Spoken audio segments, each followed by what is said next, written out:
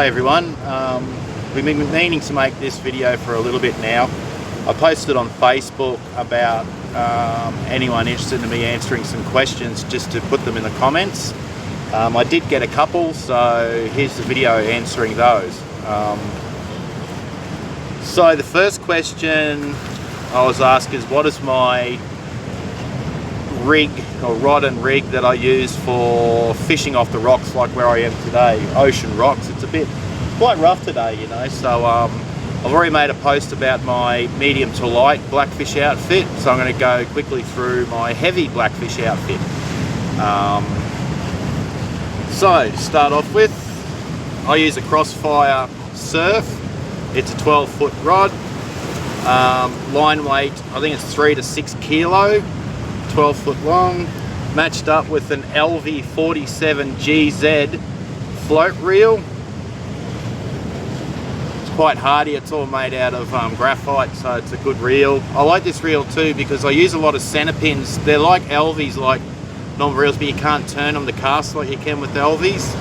You have to Wallace cast them. The LV float, you can use it like a center pin, but you can turn it to cast. So if I'm fishing around Kunji, that's the thing, I can lob the float out further than if I was Wallace casting with a center pin. So that's the reel. I run 30-pound braid through the main line, and then when I come down to the float setup, I use an FG knot. The FG knot is then tied to around about 6 foot of 20-pound monofilament. That runs through the float setup. Then obviously we've got the float. I use a larger stick float. You can see the about that much of the float. The fluoro part, it's weighted so that sits above the waterline. There's a lot of froth and wave action here, so that high float rather than a bobby core that I sometimes use, you can see the float a lot better. So that runs through. Obviously with an ocean outfit, I use float stoppers top and bottom of the float. It's not a running float, it's sort of a fixed float, but you can still adjust it. So that's 6 foot of 20-pound mono down to a swivel. And then from that swivel, I drop down through the sinker setup. So I've got a running sinker with it's hard to see this, but you can see a couple of float stopper or sinker stopper bead to the float. Then there's another bead to another swivel, and then the leader that I use is 12-pound fluorocarbon down to, I use about 60 centimeters of leader down to a number 8 Daiichi. I think it's a 4175B from memory, but it's I think I spoke about hooks earlier on. And I use a complex Snell egg loop knot to tie that hook on. You can go into the Loose Unit Outdoors YouTube channel to see the knots and all the other knots that I use.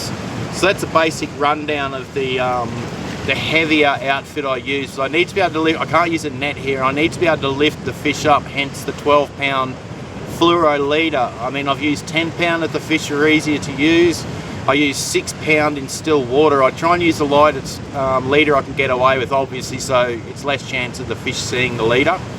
So that's basically it. That's that question answered for one of them. The second question was coming from another friend who had troubles with an osprey. She called it an eagle, but the way she described the bird, I'd say it was an osprey. And she was fishing in one of the rivers here, and she caught a fish, pulled it up in the bank, and left her rod unattended, and the birds come in and taken the fish, took off and actually took the rod and everything with it. She was asking how do I negate that from happening. It would have been quite funny, you know, seeing this rod flying through the air, but thankfully the osprey dropped it. Now, it was comical, it was quite funny, and I thought about it for a while, but although it was funny, we as fishermen, we have to exercise a duty of care around wildlife, and I just like to make this caveat, it's not a criticism, but I think leaving rods and lines, and especially when there's bait and live fish around unattended, can be really problematic, because if that bird had picked up that fish and God forbid the line got wrapped around its neck or its wings, or if you're using a small piece of bait with a small hook, the bird picks it up and swallows it, the hook can get lodged in its throat. And you consider You know, if there's chicks involved too and it's a female, she's collecting food for her chicks. If she dies or gets wrapped up in the line and can't get food back, the chicks will perish. So I think as fishermen, I generally like to even go around, pick up rubbish. If I'm around somewhere, I see line anywhere, I pick it up, get rid of it, because birds and different things can get stuck. And especially like our ospreys and brahminy kites and white-breasted sea eagles that we get around here. They're such beautiful birds that they need to be looked after. So that's just my take on that. It would have been hilarious, but yeah, we just need to be mindful as fishermen and women that we try and negate our impact on the environment as much as possible. So that's those two questions answered.